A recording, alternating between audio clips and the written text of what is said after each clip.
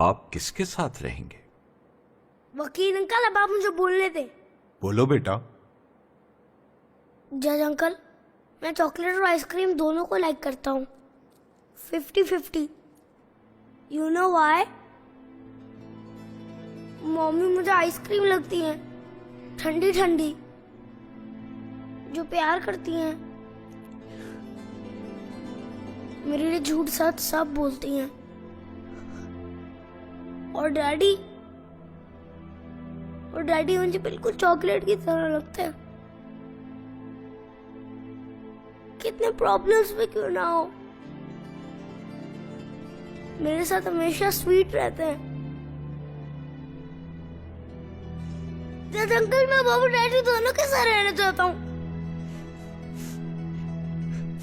मेरे mummy daddy एक word है, mummy plus daddy is equal